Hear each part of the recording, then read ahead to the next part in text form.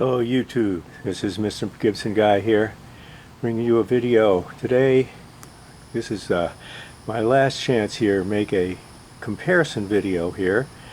We have my 2006 Ford Ranger that I've had for 6 years. It's been my principal form of four-wheel transportation for that time. It helped me with moving and relocating, all that sort of stuff, and it's been really great. The problem is that it's a small cab, which is great for me, but when Don is going with me, if we want to go anywhere, the cab gets kind of cramped.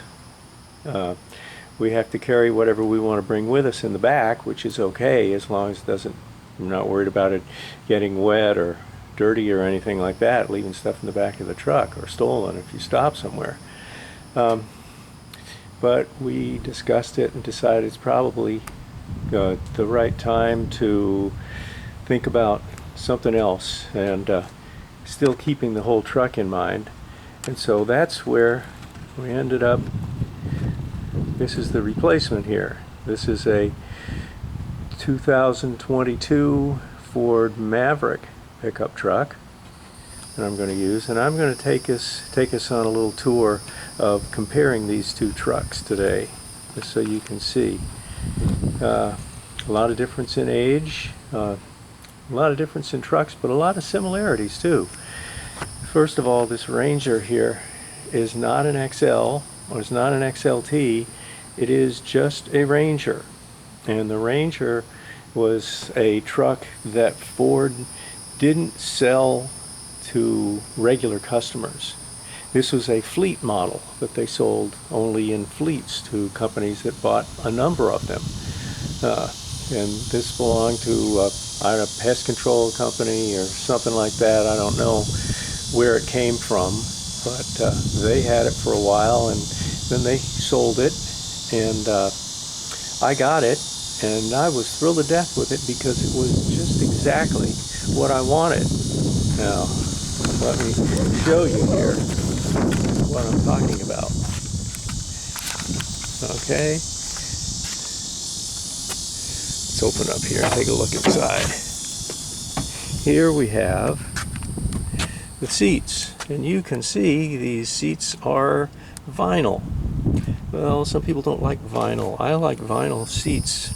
They're sticky. You got to wear a shirt or put a towel behind your back or something on some hot days, but they are pretty easy to clean off, as opposed to cloth, which gets dirty and you got to try to clean it somehow.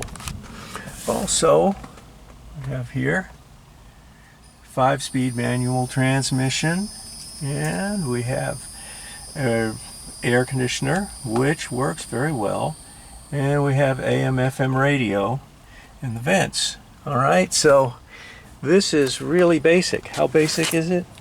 Look at that. You know what those are, folks? Those are window winders, because on this truck you wind your windows up with that little arm, and you lock your doors by pushing this little button down. Let's go around to the other side and take a look. Steel wheels. This has a 2.3 liter 4-cylinder, normally aspirated. Nothing turbo supercharged on this.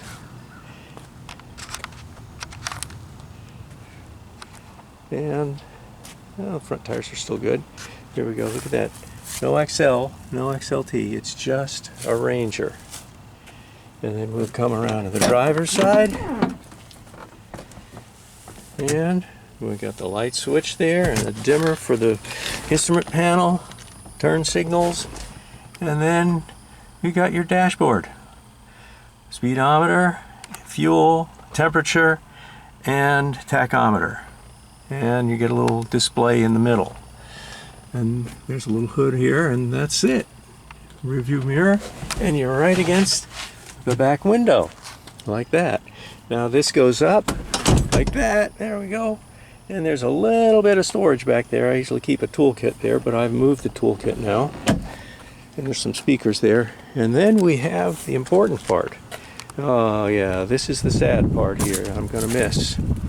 The Ranger comes with a 6-foot long bed. And that's plenty long enough for me to load up any of my motorcycles, which I certainly did, and carry them anytime I want to. Now, the 6-foot bed is really good for carrying bigger loads. And a lot of trucks today, including the Maverick, have a 4.5-foot bed. But there is one positive side on it, and that is that on this truck, the space from one wheel well to the other is 41 inches. And in the Maverick, has smaller wheel wells, it's 42 inches. So it's wider. And the back part there is wider too, but you still have the indentations for the back tires there. And this is a 4.5-foot bed in here. Now here's something else that motorcycle loaders and motorcycle movers are always interested in. Which one's higher? Which one is higher? Which is lower? Well, the Ranger looks like it's about 1.5 inches lower on the tailgate than the Maverick. So, tailgate all around the Ranger is very useful. The Maverick, I believe, I haven't tested it yet, but I believe that I'm going to be able to put my motorcycles in as long as the back wheel is on the deck from the tailgate. That should give me enough room for any of the bikes to fit in there. This one, the tire ends here, comes out a little bit here, but the part of the motorcycle is not resting on the tailgate. All right, so there's one sad thing that I'm going to lose. But let's take a look at other things in the Maverick. Yes, it'd be nice to have a little bit bigger bed, but then again, I don't use the big bed very much.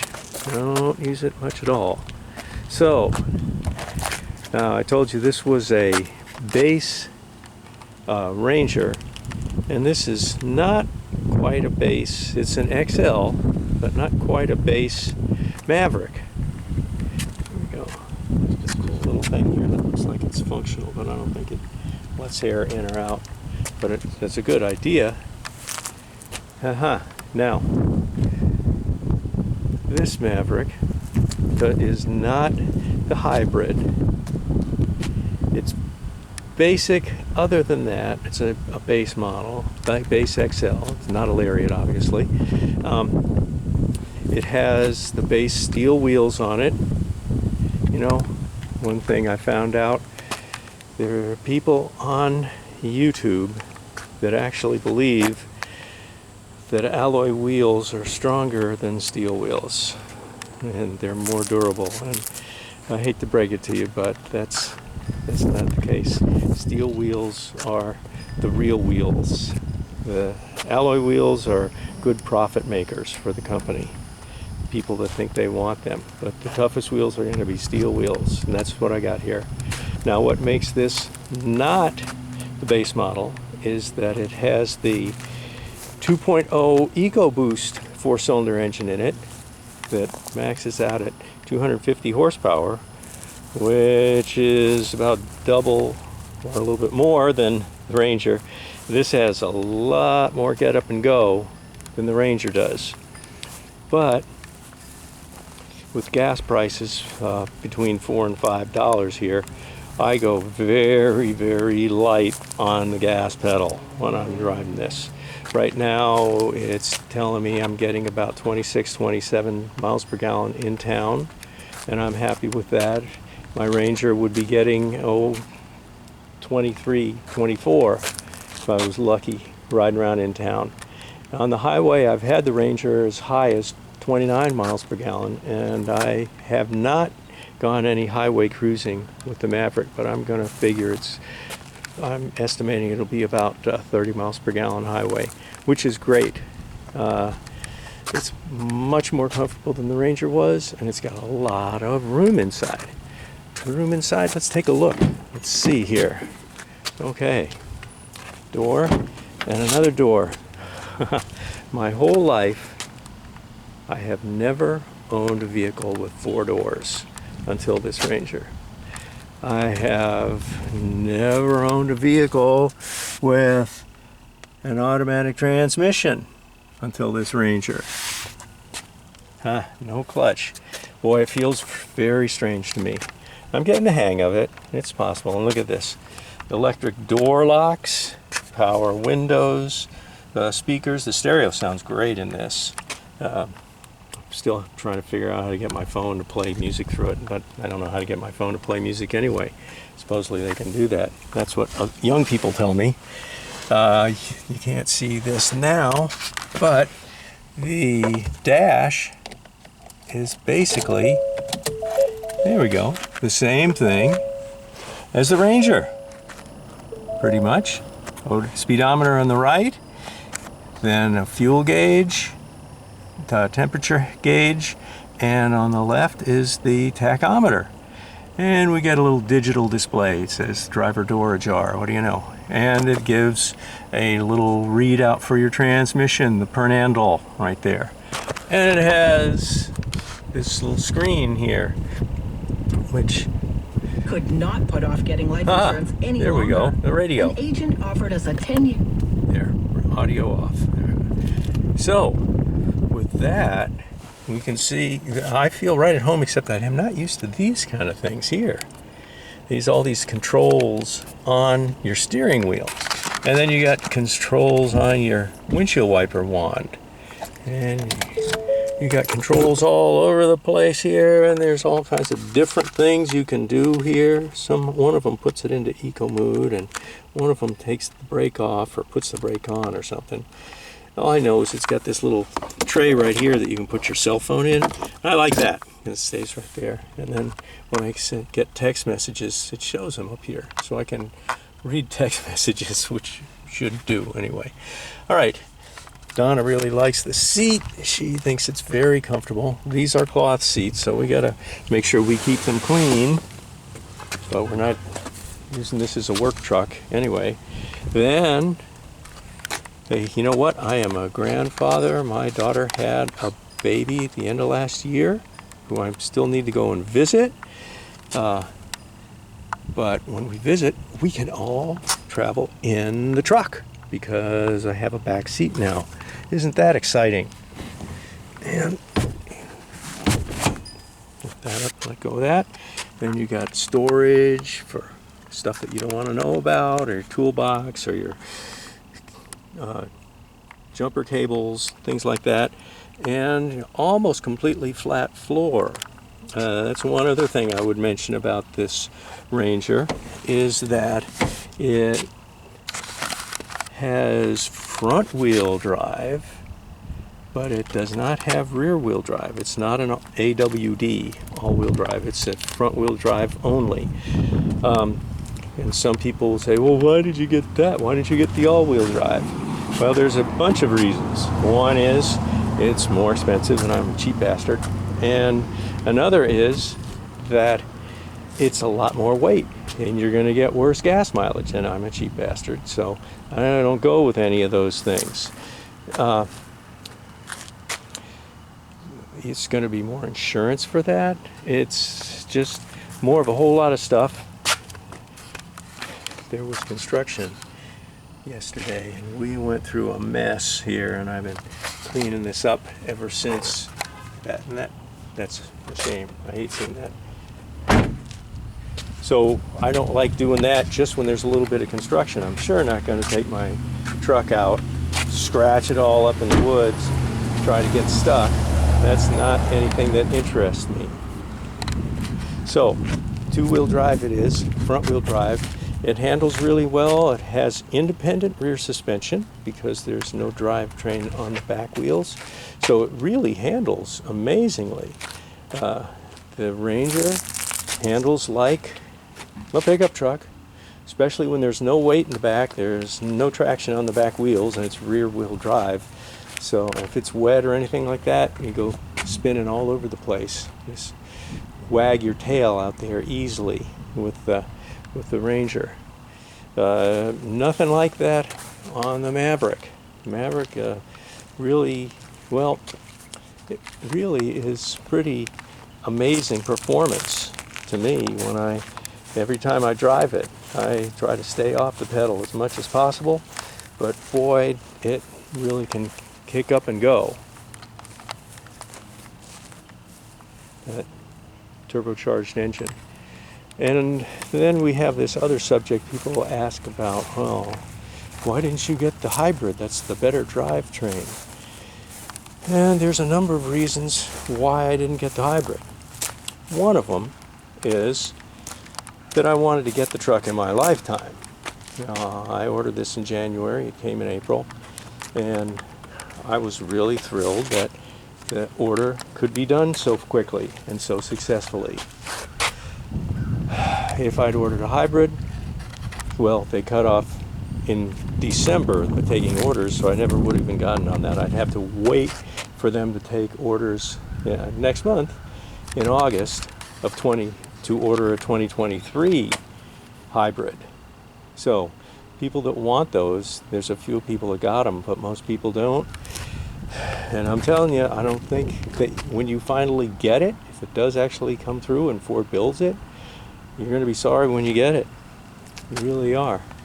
As you see from my Maverick, I like to drive my vehicles and use them for a long time. And I plan on using this one for the next 20 years until I'm 90 at least. And maybe I'll look for something else. But right now, that's going to have to do. And hybrid. Many of you have watched any Scotty Kilmer videos on automobiles and automobile repairs and maintenance. If you haven't, you should, and you should look up what he has to say about hybrids and EVs, because those have been rushed to market and they're not ready. They don't have the technology. They seem to be running very well when they're new, but components for a gasoline engine vehicle, they've been building for well over 100 years now, and they've really got them down. Components for electronic vehicles are all very new, although there's electronic vehicles going back to the 20s and even before the 1920s. Over 100 years ago, they had some electric vehicles. But they were not practical, and they were not reliable, and they did not stand up. And when people get these hybrids, the gas engine part of it is going to keep going and going, but it's all tied in with lots of microprocessors and lots of sensors and lots of brain capacity that goes into figuring out how much electric motor and how much gas engine do you have at this speed or at this speed or at this speed, or going up this hill or going down this hill or applying the brake. It's so complicated, and that stuff is not built to last, and something that you keep out in your driveway and in the rain and in the snow and in the heat and in the deserts and in the forests and all the different places that you want to go. Your gas engine part of your vehicle is all ready for it, but your electrical parts are not made for that. They are not made to put up with the heat of a gasoline engine. And the worst part is, if you look at it, one thing, you see that used prices on all the electrified stuff are not good because they don't hold up. And not only that, but they're going to be partly working, partly not working when they're older. And you're going to find yourself getting stuck all over the place and think, why did I get that? My Maverick has no electric components, no electric drive components in it. It has some sensors, and it has a lot of stuff to make it as efficient as possible, but that's all based on the gasoline engine. And when I say I'm going to be riding it 20 years from now, it's because, well, this truck is 16 years old, and it's not even halfway done. It's only got 96,000 miles on it, and it's got a couple 100,000 miles in it at least, and all the parts are going to keep going, and it's going to hold up because it's all built to be tough and to stand up to the rigors and the bounces and the changes in the water and the weather and everything that a vehicle has to go through. Electronic vehicles, that stuff is meant for indoors on your desk, not out in the driveway, not going down the highway. It's not, those things are not going to stand up. I mean, maybe they will, but with the Maverick gas, I'm not worried. Yeah, you have to make sure you stay on top of the oil changes. I always do that. That's why this is going so good. And you know, you have a turbocharger. You don't want to overdo it because, yeah, people that go stomping on the gas pedal all the time. Why'd you bother to get an economy truck? Well, you know, who knows? You don't really get a truck because you want good fuel mileage, but the Mavericks give you pretty good fuel mileage, and it's like having a car and having a truck all at the same time. So that's where I'm going. The Ranger, good old Ranger, has served me well. I hope that the Maverick is going to be just as good as the Ranger has been to me, and I think it will be. I have a lot of trust that Ford builds these things to last. Electronic components, no, but gasoline engine components, yes. So that's my comparison. Now I got to turn this off and think of all the things that I meant to mention on this video. This is Mr. Gibson Guy. Give me a like if you've made it all the way to the end of this video. I kind of rambled here, but that's my words on it, and this will probably be goodbye for the Ranger. So I'll put the listing up, and it will be finding a new home soon. And in the meantime, this is Mr. Gibson Guy, over and out. Thanks for watching.